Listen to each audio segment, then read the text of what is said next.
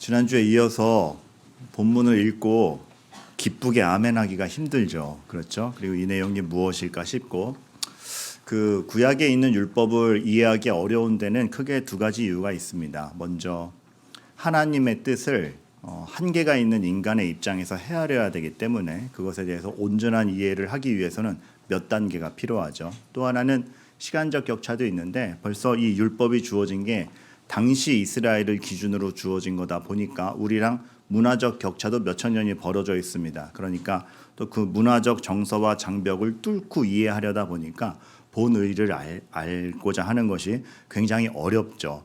거의 별거 아닌 것 같아도 지금 우리가 딱 우리 자녀 세대가 왜 그렇게 행동하는지 이해하지 못하지 않습니까? 그러니까 약간의 여러분도 제가 저 사람 왜 저래 하는 거 있지 않습니까? 입장이 다르고 약간의 세대만 벌어져도 그 인식의 격차가 있는데 사실 성경은 그 문화적 격차가 심하면 굉장히 심하죠. 그런데 묻어있는 진리가 변하지 않는 진리요. 하나님이 이것을 통하여 우리에게 설명하고자 하는 것을 면밀히 고찰하면 우리의 얘기가 됩니다. 그래서 오늘 우리가 하고자 하는 것은 인간의 한계와 왜곡된 삶 속에 하나님의 의지가 어떻게 들어와서 그것을 바꾸어 놓느냐 그것을 보셔야 됩니다. 그러니까 먼저 정서적으로는 되게 거슬려요. 쳐죽일지니라 여자를 팔아서 뭐 이렇게 되니까 이게 뭐야 싶은데 오늘 또 우리가 의미를 찾아보도록 하겠습니다. 좀 큰 줄기에서 볼 필요가 있는데요. 하나님이 성경을 통하여 우리에게 주시는 큰 줄기의 그림 우리가 잘 봐야 됩니다. 예를 들어 겸손이라고 합시다. 우리가 보통 겸손이라고 하면 겸손한 사람이 올라가죠. 그러니까 저렇게 인격이 고매하다니 저렇게 겸손하다니 라는 측면으로 이해됩니다. 그리고 진짜 겸손한 사람이 있고요. 그렇죠? 상대적으로 훨씬 저렇게 많이 가지셨는데 어떻게 저렇게 티 안 내고 느긋하실 수가 있지. 그 겸손 자체를 무시하거나 없다라고 얘기하는 것이 아니라 우리가 생각하는 겸손이라는 건 그렇다는 겁니다. 그래서 제가 이번 주에 굉장히 기분이 좋았던 것 중에 하나는 물론 큰 오해 가운데 벌어진 일이긴 하지만 수요일에 1:1 양육 예배 때 이제 이완수 목사님이 오셔서 박민건 목사님은 제가 봤는데 참 겸손하신 분이라라는 큰 오해를 하고 계신 것을 보았습니다. 되게 감사했죠. 그런데 이완수 목사님 항상 저한테 이만큼 가지고 있는데 티를 안 낸다 그 얘기를 하세요. 진짜 없는 건데. 근데 그 우리에게 있어서 겸손이란 그러니까 이만큼이 있는데 아니에요 하는 개념이 아닙니다. 그것도 고풍스러운 건데 우리끼리의 삶에선 상대적으로 고풍스러운 건데 성경에서 말하는 겸손은 진짜 가진 게 없는 겁니다. 실력 없음입니다. 그러니까 넉넉한 사람이 아니에요 하고 물러서는 게 아니고 진짜 없는 겁니다. 그래서 사실 생각해 보면 우리가 우리 삶을 얼마나 책임지니까 제가 제 자신이 정답이라고 생각했던 것이 정답이 아님을 깨닫는 순간 내가 결정한 것에 대해서 꾸준히 책임질 수 없음 그리고 누군들 최선을 다해도 죽음을 피해갈 수 없음 그 자체 하나로 우리가 우리 인생을 책임질 수 없는 자구나 진짜 나에게 가진 것이 없구나를 사실 우리는 깔고 가야 됩니다. 그래서 하나님 앞에서의 겸손이란 하나님 저에게 답이 없어요. 하나님이 없으면 안 됩니다를 말하는 겸손인 거죠. 되게 다르죠. 성경은 늘 이러한 것들을 알아가게 합니다. 제가 읽은 책 중에서 되게 과학자가 쓴 책인데 뭉클한 게 모두에게 심장이 있는데 그게 다 내 몸에 있고 그게 내 생명을 유지하고 있는데 이런 시적인 표현을 하는 겁니다. 내 몸에 있는데 내 마음대로 뛰지 않아. 그렇죠. 박동수를 우리가 조절할 수가 없죠. 자신 있으신 분은 한번 조절해 보세요. 우리가 우리 마음대로 뛰게 하지 못합니다. 그러니까 겸손해지는 거죠. 내 삶을 유지하는 게 나은가? 진짜 나는 굉장히 결핍된 존재구나를 굉장히 겸손히 알게 됩니다. 그리고 심장이라는 게 참 웃긴 게 긴장된 상황에 들여닥치거나 나를 가슴 설레게 하는 사랑하는 사람이 드러나면 조절되지 않고 막 뛰죠. 그렇죠. 그러니까 이게 내가 컨트롤할 수 없는 영역인 겁니다. 그래서 그러한 인간의 어떤 겸손을 두고 그 7글자 격언이 있지 않습니까? 자신이 컨트롤할 수 없는 그 뛰임, 그 심장 떨림에 대해서 심장아 나대지 마라는 격언이 있죠. 조절이 안 되는 겁니다. 사실 우리는 그런 순간만 봐도 내 인생 주인 난가? 내가 내 삶을 컨트롤할 수 있나? 이거 진짜 난 실력 없다. 내가 뭔가 책임질 능력이 없다를 겸손히 알아야 됩니다. 그런데 또 하나의 우리의 맹점은 뭐냐면 그렇게 자신의 실력 없음이 발각되는 걸 되게 싫어해요. 사람은 자기의 실력 없음이 딱 증명이 되면, 그러니까 내가 장담하고 갔던 일이 꺾이거나 내가 감당할 수 없는 뭔가가 생겼다라는 실력 없음이 발각되는 순간 우린 본능적으로 뭔가 잘못됐다라고 생각합니다. 그렇죠?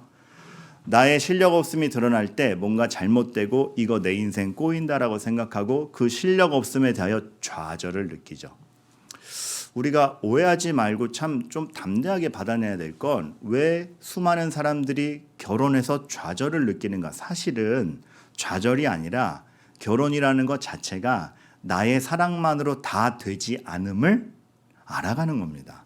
그래서 은혜를 의지하는 게 신앙이 되는 거죠.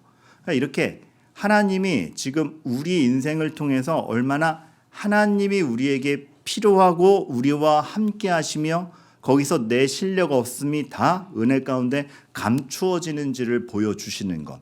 그것이 우리의 신앙 여정인데 우리는 내가 실력 있는 채 하거나 실력 없음이 증명되면 좌절해버리고 마는 그러한 인생 가운데 있다 보니까 사실 하나님은 그 모든 것을 통하여 그리스도께 우리를 보내려는 건데 우리가 그 맥락을 잘 하지 못하고 있습니다.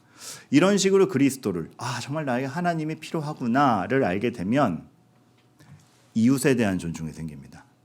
왜냐하면 정말 당신이 더 낫습니다라는 걸 진심으로 인정하기 때문에 그렇습니다.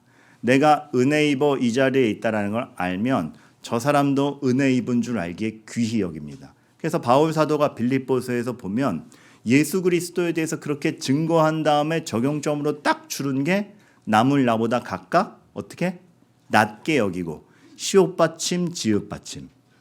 시옷 지으시면 큰일 납니다.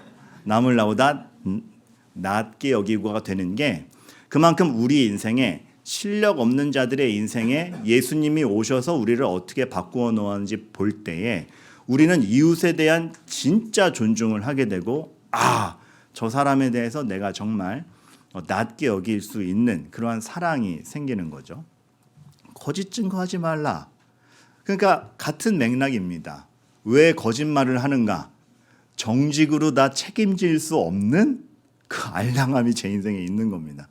근데 그때 하나님을 보게 되는 것이고 하나님을 의지할 때 그럼에도 내 실력으로 내가 만들어내는 것으로 내 인생에 결과되지 않음을 알기에 거짓 증거로 안 가는 것이고 여기서도 그 하나님을 인식하면 이웃에 대한 존중이 생기죠. 그래서 거짓말은 왜 합니까?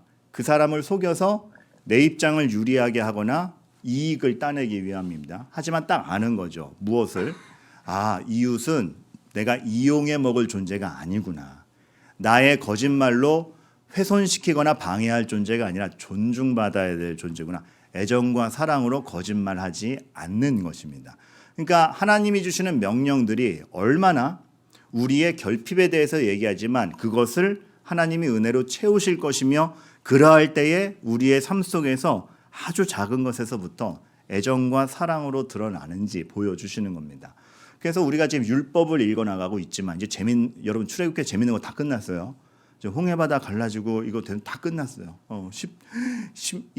하나 남긴 했네. 그 두 돌판 던지는 거. 이제 그거 하나. 그거 말고는 다 율법이에요. 그러다 보니까 어렵지만 그 명령과 율법이 지루하지 않고 어렵지 않은 게 명령은 하나님의 생각을 쫓아가게 만드는 지표입니다.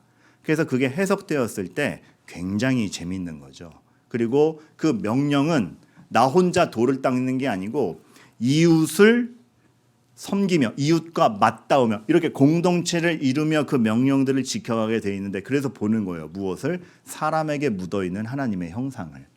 그래서 오늘 말씀도 이미 죄로 꼬여있는 일반적 문화와 통념 가운데 하나님의 은혜가 들어오고 너희가 서로를 하나님의 형상이 묻어있는 형제 자매로 여길 때 어떻게 개념이 바뀌어야 되는가를 말씀하고 있는 겁니다.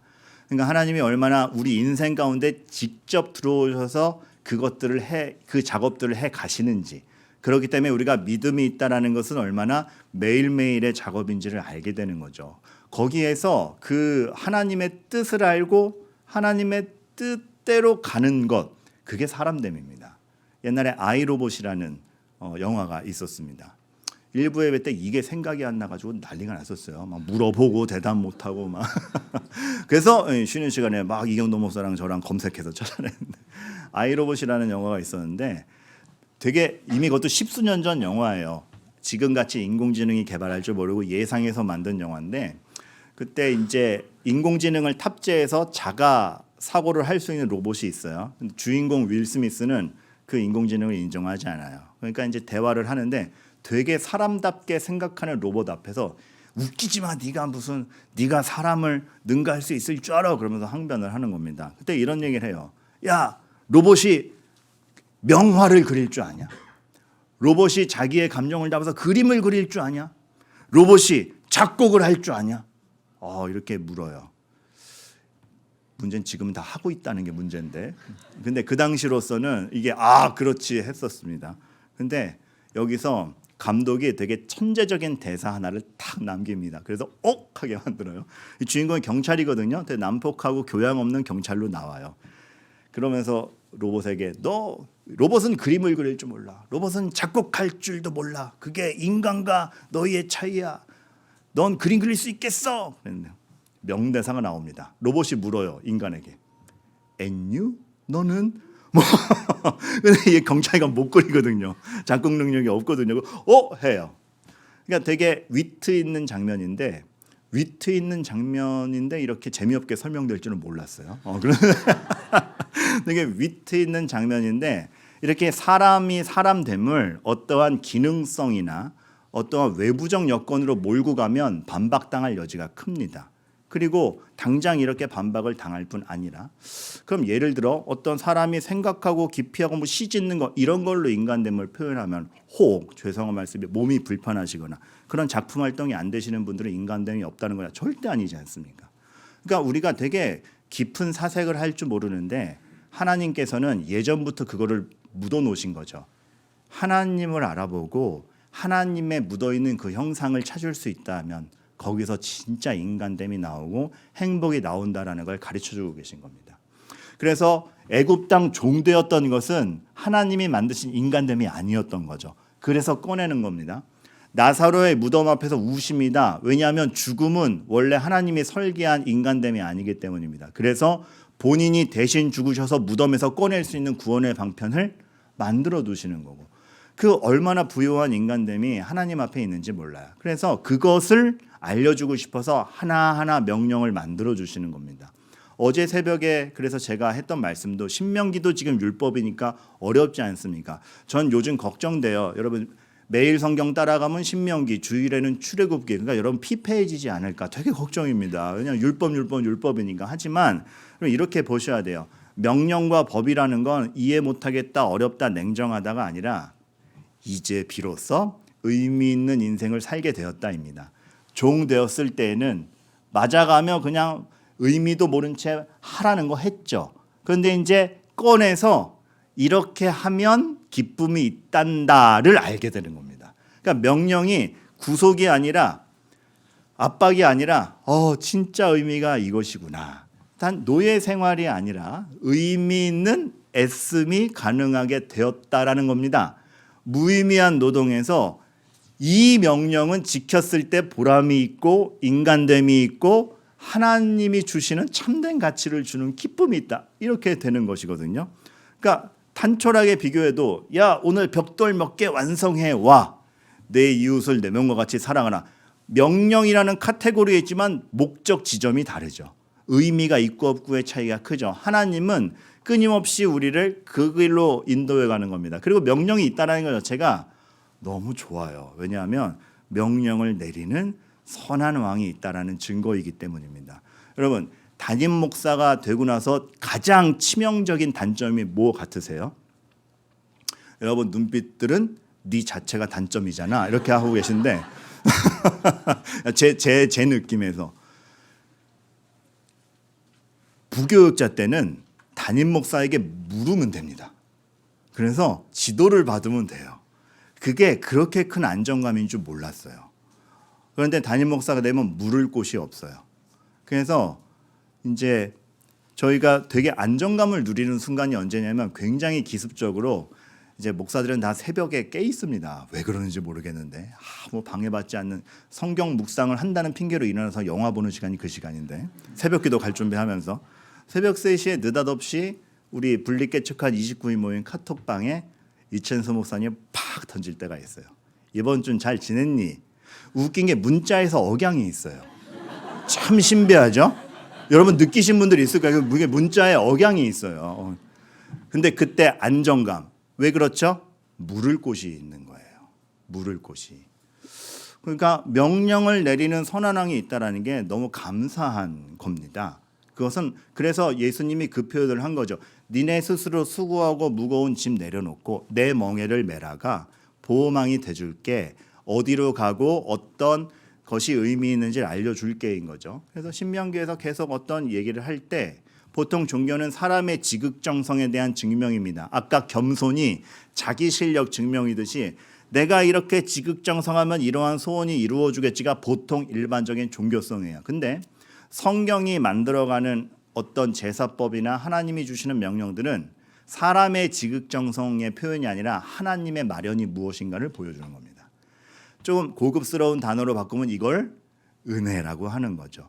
내 실력으로 다 메꿀 수 없는 인생에 하나님의 은혜가 어떻게 개입하는가. 사실 사람의 지극정성이라는 건 자기 욕심을 이루기 위함인데 하나님이 하나님의 의지로서 이루어내는 더 큰 부요함이 무언가를 알게 하는 것. 그게 인생인 겁니다. 그래서 이제 출애굽기에 쭉 나오는 법들은 큰 카테고리에선 자기 욕심. 사실 먹음직도 하고 보암직도 한 선악과를 따먹으면서부터 자기 욕심대로 인생을 바꿨던 인간에게 하나님의 의지가 다시 개입되는 걸 보여줌으로써 그 길이 맞다를 알려주시는 거죠. 그 과정은 순탄치 않습니다. 예를 들어 베드로, 다윗, 바울 이 중에서 여러분 존경치 않을 만한 인물이 있습니까? 아니죠. 정말 이 사람들이 없었으면 구약이 어떻게 있었고 신약의 토대가 어떻게 마련되었겠습니까? 그러나 베드로는 배발하며 다윗은 살인과 간음하고 바울은 핍박하던 자였습니다.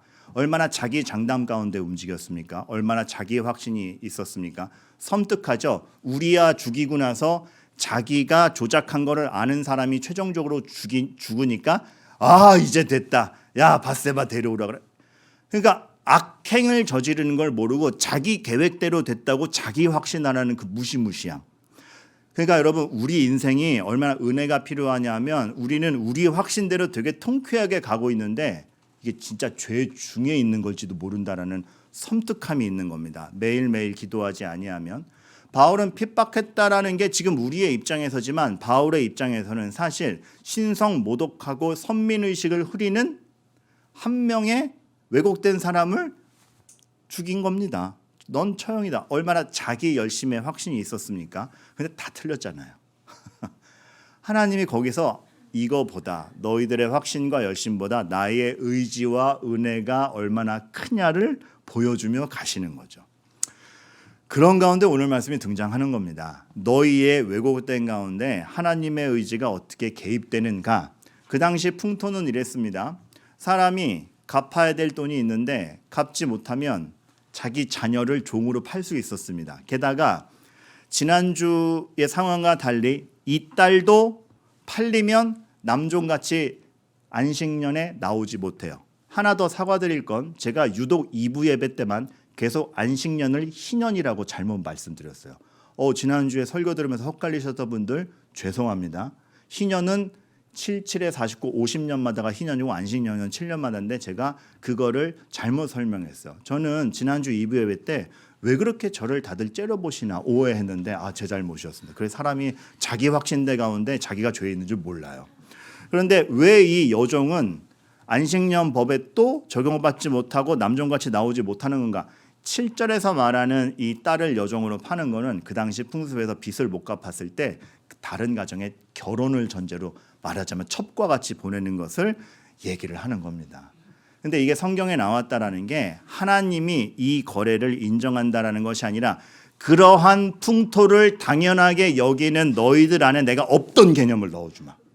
너희들이 당연하다고 생각하고 하고 있는 거래에 내가 없던 개념, 그렇게 팔고 사고 개념으로 끝날 수 없는 것을, 너희들의 왜곡된 개념을 나의 의미로 하나님의 형상을 닮은 너희 안에서 형제 자매일 수밖에 없는 구원된 백성의 의미에서 내가 없던 개념을 넣어주마, 이렇게 되는 거죠. 여러분, 교회는 이 세상에 없던 개념을 가지고 있는 자들입니다. 좀 더 나은 정도가 아니라 세상이 생각지 못하는 개념을 들고 나아가는 자들입니다. 그래서 늘 호응받지 못해요. 하지만 말씀대로면 우리가 맞다라는 걸 늘 의식할 수 있어야 되고, 그것이 아집이 아닌 것은 그러기 때문에 내 겸손이 아니라 하나님이 주시는 겸손인가를 보며 가야 되죠. 이렇게 되면 다윗의 회개 기도가 굉장히 세요. 내 안에 정직한 영을 창조하시고 나 잘할게요가 아니라 없던 개념 넣어주십시오. 진짜 아까 겸손 얘기했죠. 없는 겁니다. 없는 겁니다. 없는 걸 하나님이 만들어 주십시오라고 가는 것이 우리 교회요 성도인 것을 알 때 우리에게는 얼마나 큰 안식처가 있고 방향성이 있는지, 그 명령 내가 따라야지, 이게 순종까지 너무나 한 큐에, 좀 멋있는 단어 없었을까요? 한 큐에. 이게 한 큐가 이 용어라서 죄송합니다. 근데 말하고자 하는 건 뭔지 아시겠죠? 이 일맥하여 사실은 그 개념들이 통하고 있는가. 근데 여러분 하나 더 오해하지 마셔야 될 건, 없던 개념이라고 하면 우리는 통상적으로 기발한 아이디어 같은 거 생각하죠. 아니요. 하나님은 기발함을 원하시는 게 아니라 죄 때문에 못 보았던 것을 다시 드러내는 게 없던 개념입니다. 그러니까 교회는 기발한 걸 창출하는 게 아니라 끊임없이 하나님의 생각이 무엇인지를 쫓아가는 사람들, 죄로 인해서 못 보았던 것을 다시 보는 사람들, 죄 때문에 원수된 자들을 내 몸과 같이 사랑하는 지경까지 가는 것들, 이 세상의 개념으로 가리워졌던 그 사람의 자존감과 그 사람의 귀함을 하나님의 형상으로서 다시 들추어 주는 것들, 이게 교회가 해야 되는 일인 거죠. 죄 때문에 못 보았던 것을 보는 거. 그 인턴이라는 영화가 있었어요. 로버트 드니로가 이제 다 늙으셨나, 더 이상 주인공은 못하나 싶을 때 너무 멋진 조연으로 딱 나와요. 이 영화 제목이 왜 인턴이냐면, 딱 포스터만 보시면 로버트 드니로가 사장 같고 옆에 앤 해서웨이가 인턴 같죠? 아니고 앤 해서웨이가 젊은 CEO인 겁니다. 그리고 이제 은퇴해서 쉬고 있던 로버트 드니로가 프로젝트 인턴 사업 이게 있어가지고, 그래 놀지 말고 파트타임이라도 일해볼까, 그래서 늙은 인턴으로 들어가는 거예요. 그러면서 회사의 의도는 이 경험 있는 분들의 경험이 이렇게 다 부어지길 바라는 거예요. 근데 영화가 되게 재미있어요. 다 사무실에 들어가자마자 다들 막 노트북 펴는데 드니로는 수첩 꺼내고, 그러니까 이제 그런 게 있는 거죠. 근데 오히려 그게 있는 거예요. 노트북이냐 수첩이냐가 아니라 그 수첩 꺼내는 게 고풍스러운 거예요. 그 모르던 장점들이 생기는 거예요. 그래서 거기 되게 유명한 대사 중에 하나가 경험은 늘지 않아. 이 대사가 굉장히 유명한데, 근데 사실은 저는 거기보다 더 마음을 훅 쳤던, 그러니까 우리가 당연시 여기다가 못 보는데 새로운 개념을 싹 껴넣는, 그래서 되게 시원해지는 거 대사 중에 하나가, 극 중에 이런 얘기가 있어요. 젊은이들이 이렇게 손수건을 잘 안 쓰는 겁니다. 손수건이 없어요. 근데 드니로는 손수건이 있어요. 그래서 손수건 좀 갖고 다니세요. 그랬더니 전 손수건을 쓰지 않아요. 그랬더니 드니로가 멋지게 탁 뱉는 말이 있습니다. 손수건은 내 콧물 닦는 데 쓰는 게 아니라 상대방 눈물 닦기 위해 쓰는 거예요. 빌려주기 위해서 가지고 다니는 거예요. 없던 개념이 들어온다라는 건 이렇게 멋집니다. 자기만을 위해 살던 인간에게, 자기 실력으로 인생을 장담해야 될 것만 같은 인간에게 하나님의 은혜, 내가 실패해도 하나님의 약속이 변하지 않는다라는 듣도 보도 못한 법이 들어와서 내가 구원의 대상이 되고 사랑의 대상이 된다라는 그 신선함, 여러분 이게 너무나 큰 것이죠. 그래서 그 당시 이렇게 빚을 졌는데 빚을 갚을 능력이 없어서 자식을 팔아서 첩으로 보내는 그 가운데 하나님께서는 거기에 니네가 당연시하면 안 되고 매몰되면 안 되고 니네가 생각지 못했던 개념을 내가 준다. 그 당시에는 그렇게 팔리면 그 여종을 물건 취급했어요. 물건. 그러니까 인격이요. 그래서 사고 팔고 마음대로 되고 무시해도 되고 그런 존재로 팔려왔는데 뭐 네가 패야지. 굉장히 하대받는 입장으로 그 여종의 개념이 있었습니다. 그게 되게 서러워요. 그 서러움을 좀 한 번에 말씀드릴 수 있는 것 중에 하나가 제가 군대에 있을 때 휴가 때 공익으로 같이 간 친구를 만났어요. 그래가지고 저녁을 먹는데 아니 그 친구는 적어도 저는 군대 안에 갇혀 있는데 이 친구는 출퇴근 하잖아요. 되게 부러운데 그 친구가 저한테 그래도 니네는 사람 대접받지 이러는 거예요. 그래서 좀 열받았어요. 아니 쥐는 출퇴근하면서 나는 군대 안에 있는데 야, 네 상황이 훨씬 좋지 무슨 우리가 인간 대접을 받아 그랬더니 그 친구가 딱 그 얘기하는 거예요. 그러니까 저도 그때 알았어요. 그 군인과 공익근무요원은 군복무를 하는 동안에 국가 재산으로 분류가 돼요. 근데 그 친구가 니네는 휴가 시간 내에 들어가지 못하면 뭐라고 그러냐? 탈영. 나는 뭐라고 기록되는 줄 아냐? 너도 탈영 아니야? 분실. 그러니까 그 당시만 해도 그랬어. 국가 재산이어서 제 시간에 그 위치에 있지 않으면 분실인 거예요. 얘는 그게 너무 싫었던 거야. 우리가 뭐 물건이야. 그 서러움. 근데 그게 이 당시에서는 팔려간 종한테는 상식이었다니까요. 근데 경고하는 거죠. 니네 그렇게 팔려간 여자도 막 대접했지. 그래서 상전이 그를 기뻐하지 아니하면 아니 약속 가운데 데려놓고 가서 기뻐하지 아니한다는 건 무시한다는 겁니다. 아내로 인정하지 않는다는 거예요. 그렇게 하면은 속량해야 된다. 그 값을 지불해야 된다. 아니 빚 때문에 팔려왔는데 그게 아니라 네가 그 아이의 인간성을 무시한 것에 대해서 속량해야 되고 넌 그거 속인 거야. 결혼을 전제로 데려갔으면 그럴 수 없어. 그리고 그 당시에 난 얘는 됐어요. 팔아버려 할 수 있었는데 그럴 수 없어를 얘기하는 거죠. 사람의 살아나움. 돈으로 팔려왔다라는 사실이 그 인간됨을 무너뜨릴 수 없음. 그리고 이런 경우도 있었어요. 그 가정에 들어왔는데 아들의 첩으로 줄 수도 있었는데 그 경우에 어떻게 알아? 딸이다. 없던 개념이 들어오는 겁니다. 근데 하나님께서는 너희들의 그 왜곡된 실상과 현실 앞에 내가 집어넣고자 하는 나의 의지를 알겠느냐 하면서 이 귀찮은 법들을 의미를 알아가며 그럴 수 있네 하면서 지켜가게 하시는 것이죠. 그래서 이런 법도 붙는 겁니다. 그 상전이 이 여자를 들이기로 해놓고선 딴 데 장가 갈지라도 그러니까 그런 경우가 많았던 거죠. 너는 분명히 그 여인에 대한 의무, 음식, 의번, 동침 그거 끊으면 안 돼. 왜요?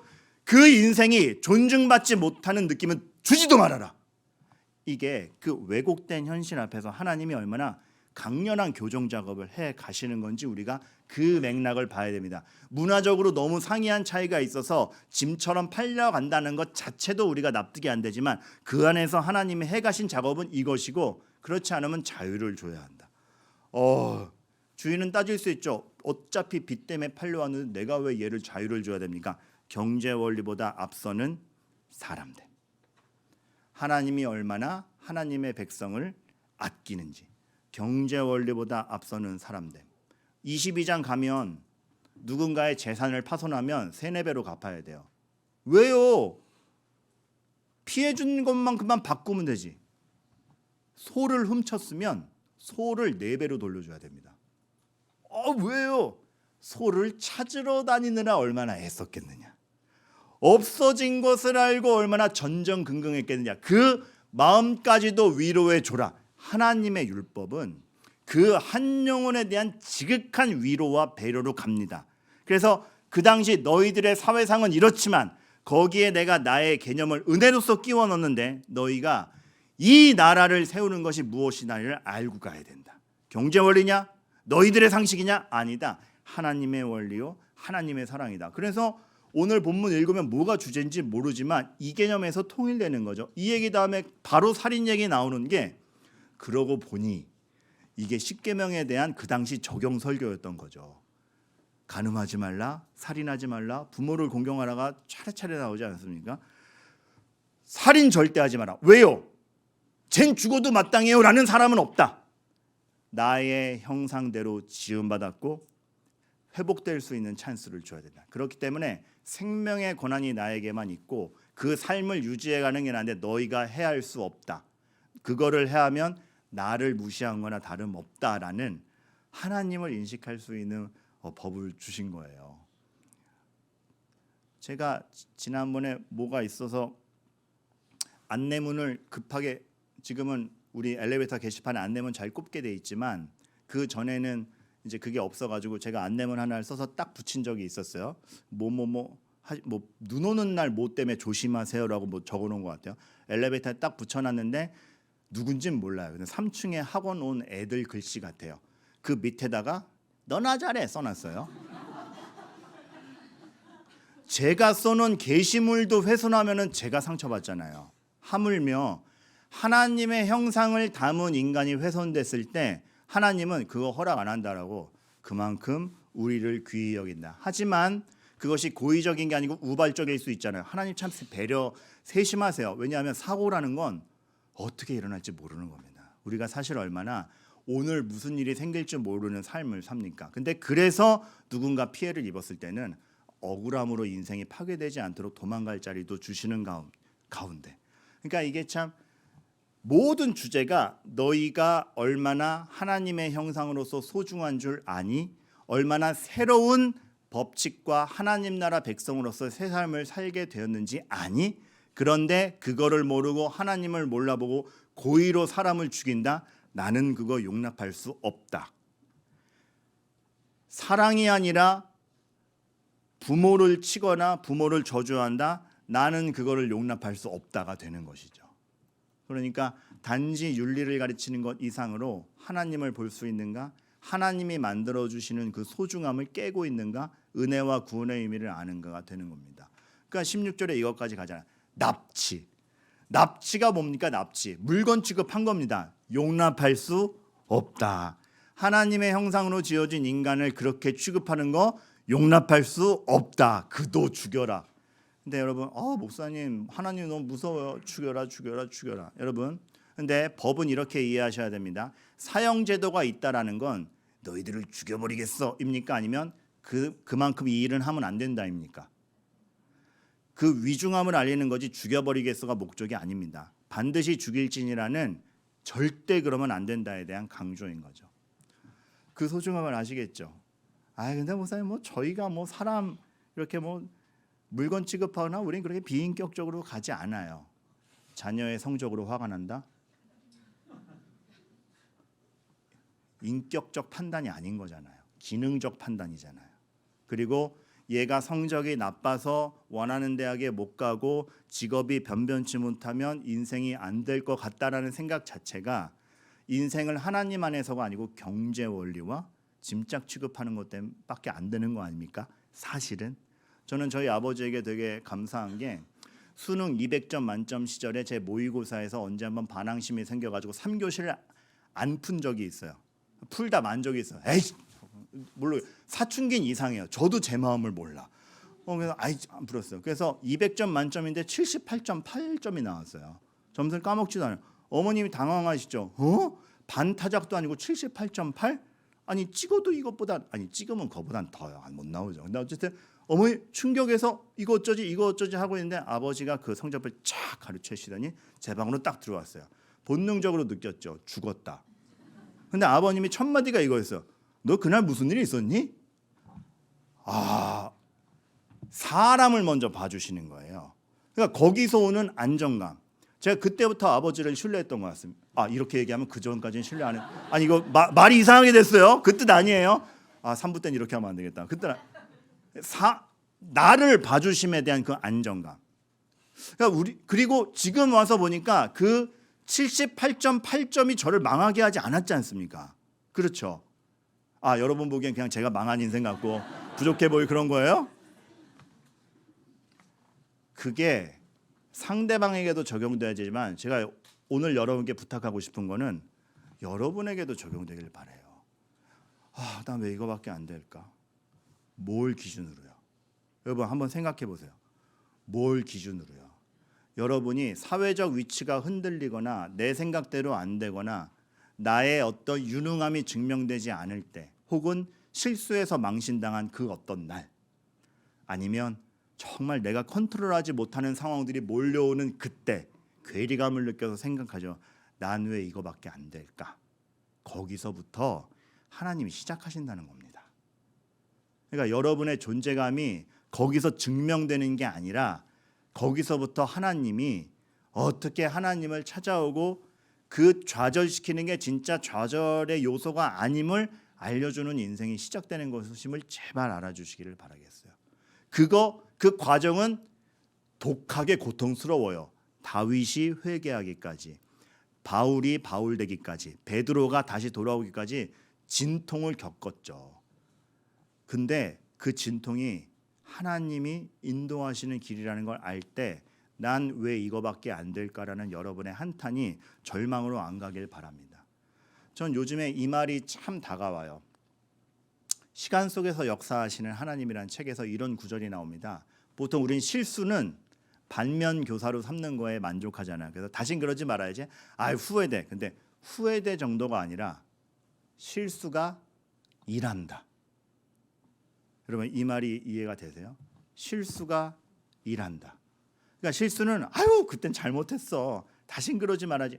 후회만 가져가는 게 아니고 그 실수를 통해서 후회 정도가 아니라 거기서 하나님이 만들어 가시는 것이 있다라는 그 확신. 이건 달라지는 거죠.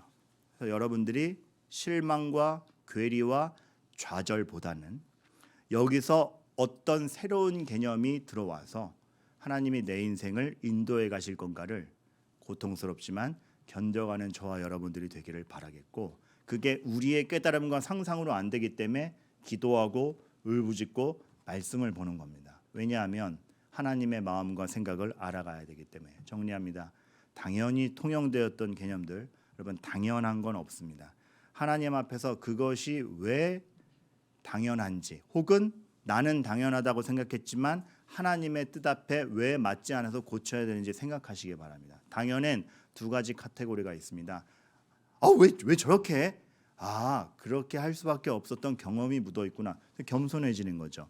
분당 우리 교회 때 예배 개선팀에 잠깐 있었는데 그때 헌금함 들고 나가는 그 동선과 자세에 대해서 제가 보기에 영 불안해 보이는 거예요. 그래서 이거 바꿉시다. 그래서 해서 뭐 이렇게 돈다, 이렇게 한다, 옆으로 입장한다, 별거 다 해봤어요. 근데 결론은 지금 하고 있는 방식이 제일 맞았고 안정적이었던 거예요. 그래서 이게 해보고 나니까 이게 제일 맞구나. 그래서 조 목사님, 그때 같은 팀에 조정환 목사님이 계세요. 조정환 목사님, 이게 해보니까 이게 제일 맞네요. 사실은 예전에 다 시험해봤던 거예요. 그거 왜 알려줘요? 체험해봐야 틀린 걸 알거든. 근데 그때 겸손히 배우는 거죠. 처음에 맥락을 모를 때는 왜 저렇게 했는데 저렇게 최고의 지혜였구나. 그래서 겸손한 가운데 그거를 이미 해오신 분들에 대한 인정. 그러니까 교회의 전통이라는 건 그렇게 지켜지는 겁니다. 근데 또 하나는 매너리즘에 빠지면 안 돼요. 고민 없는 당연 안 됩니다. 왜 하는지 늘 알아가야 되고 우리는 탐구해 가야 됩니다. 그래서 이 고민 없는 당연함이 여러분 삶 속에까지 침투하면 여러분의 삶은 그냥 세파에 휘둘립니다. 남들이 초조해하는 것에 초조해하고 남들이 못하는 것에 쫓아가지 못함에 전전긍긍하고. 뭘 고민하십니까? 근데 그 고민하는 것들이 사실은 고민 없는 당연함에 쫓아가느라고 여러분 고민하시지 않습니까? 사실은 하나님의 각도에서 다시 생각하면 전혀 다른 개념이 될 수 있는 것들인데, 저는 이런 점에서 여러분들이 통찰이 있으시기를 바라겠어요. 교회의 명령은 하나님의 생각을 쫓아가게 만드는 겁니다. 하나님의 의지가 얼마나 우리를 보살피고 있는지를 아는 겁니다. 그게 제자리 걸음 같아 보여도 사실은 하나님의 각도에서 보면 솟아 올라가는 걸 수 있습니다. 여러분은 정체되어 있지 않습니다. 그 당연한 것들을 체크해 가시는데 진짜 하나님이 인도하시는 진리가 무엇인지를 보아가는 저와 여러분들 되시기를 주님의 이름으로 축원합니다. 그래서 오늘 우리가 다 함께 이 찬양했으면 좋겠어요. 나의 피난처 예수 의지해요.